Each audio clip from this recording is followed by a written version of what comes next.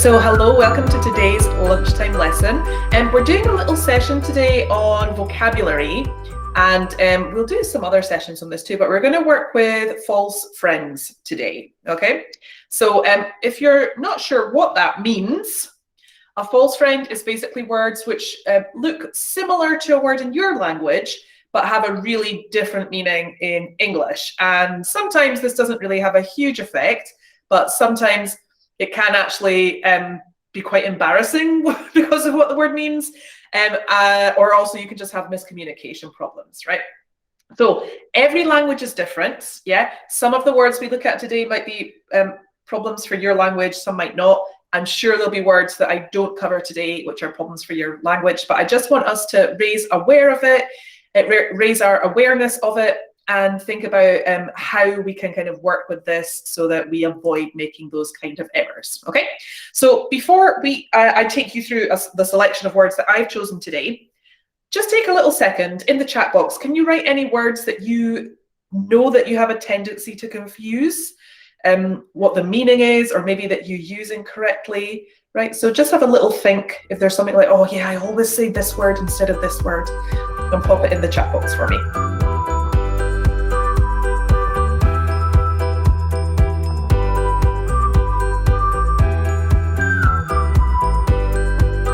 I'm going to show you some examples, right?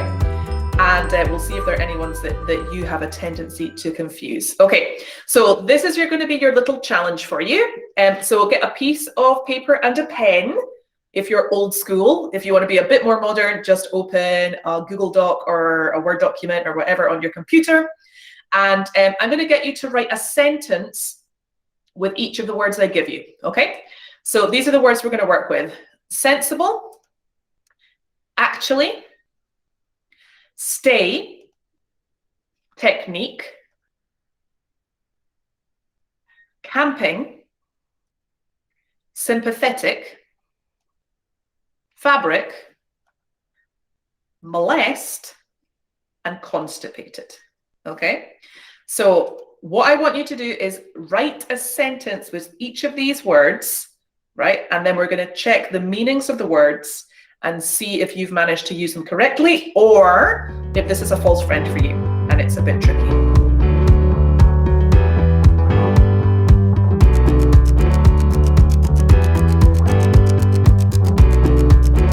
Let's have a look at these words then, yeah? I'm going to show you an example sentence that I wrote for each of them, and you can see if that's kind of how you've used the word, and then we're going to break it down with the meanings of them and some more information on each word, okay?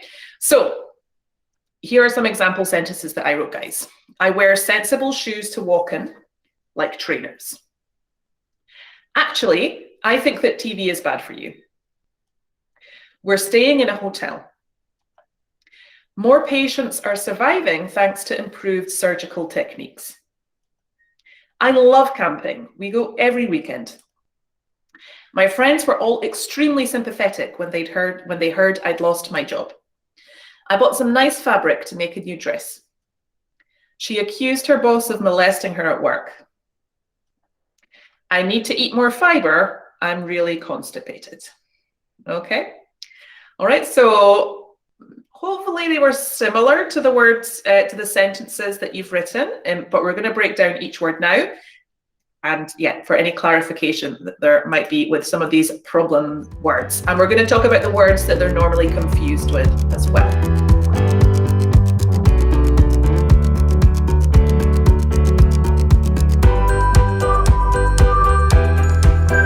So the first word that I gave you guys is sensible. This is a word that's confused by a lot of different language speakers. So it's a really common mistake for Spanish speakers. It's a mistake for German speakers as well. You'll see it as well with French speakers because of that Latin root word. Yeah. In English, we had to do it differently from like every other European language. So the word sensible in English means reasonable, practical, and showing good judgment. Okay. And the word is very often confused with sensitive. Yeah, so that's the word that we usually make the mistake with. So remember that sensitive means that you're able to understand other people's feelings and problems, or it can also mean that you get really easily upset or offended by things that people say. Okay, so Remember, a sensible person is reasonable. Okay, they show good judgment. A sensitive person is going to get upset. Yeah, right? Okay, actually, another really, really commonly confused word. So we use the word actually in spoken English, yeah, and it's what we call a discourse marker. It's one of these words that signify something to the listener. So if I start my sentence with actually, you know that I'm going to give new information to what I said before, or I'm going to give you my opinion, or I'm starting a new conversation, right? Other words that we use in a similar way to actually are as a matter of fact, in fact, or funnily enough, yeah? The word that this is very often confused with is the word currently, or which means at the present time, or also with the word at the moment, okay? Now, just to say about these two words, currently and at the moment, I quite often hear people use this in their spoken English. Please don't use it in your spoken English. It's too formal. This is a better word for your written English. If we're speaking, it's much more natural to use at the moment, okay? So we would say, what are you studying at the moment? Actually, I've just started a new course, yeah? The next word we've got here, guys, is stay. Now, this might seem like a simple word, but again, it's one I hear misused very often. So stay means to remain in a place rather than leave, or it can also mean to be in a particular position or a place or a state without changing. It also often has a kind of temporary aspect to it, right? So that's why we'll say we stay in a hotel, because it's not forever. It's for a limited amount of time. So the synonym of stay would be remain. And the word that this is very often confused with is actually the verb to be. Yeah, let me give you an example.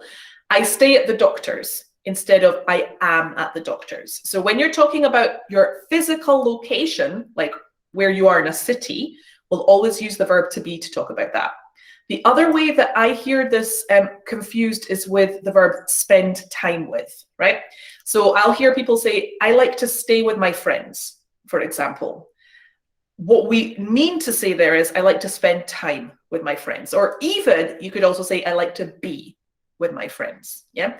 I think this is a mistranslation problem, the way it's been translated in some languages sometimes, in dictionaries. So it might not affect your language, but if it does, just be careful. Okay, the next word we're going to talk about, guys, is technique, yeah?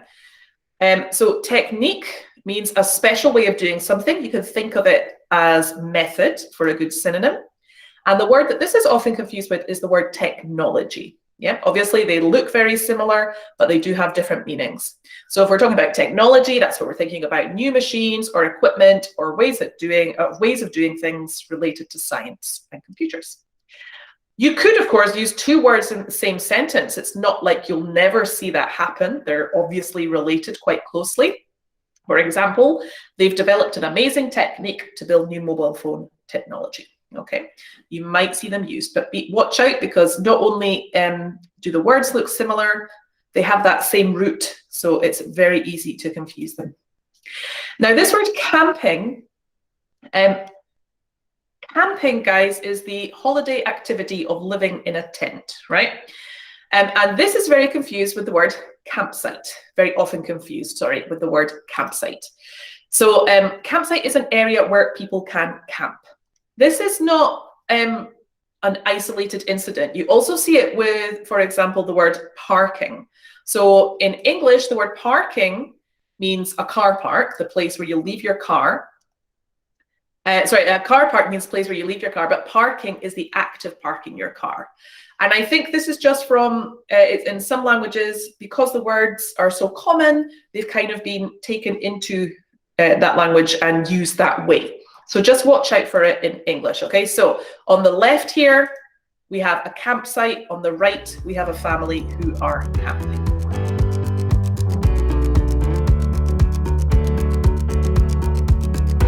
Next word we have, guys, is sympathetic. Okay, so sympathetic means caring and feeling sorry about someone's problems. And the word is very often confused with friendly, yeah? So friendly is when you behave towards someone that shows you like them, and that you're ready to talk to them or help them, right? So for example, the teacher was really sympathetic when I told her how my problems at home had affected my schoolwork. Yeah, she cared about my problem, she listened to me. And my teacher's really friendly. She always smiles in class and is very nice. Okay, so I feel comfortable with her. She seems like a nice person. Fabric, another confusing word, right? So fabric means cloth. Cloth which is used for making, for example, clothes or curtains or furniture as well. You can think of a synonym for it for material, yeah? So material is another word that we use to talk about fabric. The word that this is very often confused with is, factory. It's missing from my PowerPoint, is the word factory, okay? So a factory is obviously a big building where we produce goods, okay? So I found a lovely red fabric for my new dress. They are closing the biscuit factory because the company's gone out of business, yeah? If you like dance music, to make it more confusing, there's also a very famous club in London called Fabric, but that's with a K and got nothing to do with what we're talking about today. Yeah, so on the left here, guys, we have a factory. On the right, we have fabric. Okay, now this word molest, this is one you really want to make sure you know the difference for. So if somebody molests someone, it's when they attack or harm them in a sexual manner. We use it a lot to talk about children who have been sexually attacked, especially. Yeah, so not a nice word. It's synonymous with the word abuse, but it's physical and sexual abuse. And the word that this is very often confused with is the word annoy. Okay, so obviously these are two completely different words. If you annoy someone, you feel slightly angry or unhappy about something. Yeah, like if anyone's got a little brother or sister or a big brother or sister, used to do like that thing like, I'm not touching you, I'm not touching you, you can't get angry, that kind of thing. Okay, so it's synonymous, annoy is synonymous with irritate. Molest in the past did have that meaning of annoy, okay, or irritate, but it's a really archaic use and we don't use it that way anymore in English, okay? So please avoid that and be careful, because obviously that's actually quite an embarrassing one if you confuse it. So stop making that noise. You're annoying me. You are definitely not molesting me. Very different sentence. And the last one, guys, constipated. This is the embarrassment of many a student. So if you're constipated, that means that you're having difficulty of getting rid of solid waste from your body or having a poo. Yeah, that's the tricky thing. It's the opposite of diarrhea, if you want me to clarify that further for you. And the word is very often confused with having a cold. So very different things, okay? A colleague of my mother's who was teaching, who was Spanish, and she was teaching a group of teenagers, and she went into a classroom of teenagers one morning and said to them all, I'm really constipated. And they all started laughing at her and couldn't stop laughing. And she was like, these teenagers are horrible. I have a terrible cold and no one feels sorry for me. So yeah, potentially also very embarrassing, okay? So please be careful. I'm really constipated means that you cannot go to the toilet. And if you have a bad cold, that's when you're gonna have a running or boxed nose, maybe a headache, you're feeling tired, okay? Okay, so false friends, like I said, will totally depend on your L1, your first language, right? I have no scientific base for this, but I would suggest it's much more common if your L1 uses the Latin or the Roman alphabet, because we're making that visual association between words. What you need to do is be aware of the words that you are commonly confusing, okay? Make a note of them, especially if your aim is to take exams, because these are things that will mark you down. But also if any particularly embarrassing words, for example, constipated, that could not only be a problem with miscommunication, but could be a little bit embarrassing, yeah? If you're not familiar with it already, there's a fantastic free app, or you can also use it online called Quizlet, where you can make digital flashcards. And this is a great way for you to store vocabulary and test yourself with. So I would recommend making your own little set of Quizlet cards, which you can use for these words which are a problem for you, okay? Test yourself regularly on those words, because remember, repeating tasks is a fantastic way to process information. And when you're writing, double check for these kind of mistakes, yeah? Because when we're in exam conditions, for example, or we're stressed, that's when we will tend to make those errors. Be aware of them in your speaking as well, so that you can avoid saying them, okay? And like always, please remember that practice makes perfect, yeah? Keep going, keep repeating, and you will eventually eradicate them.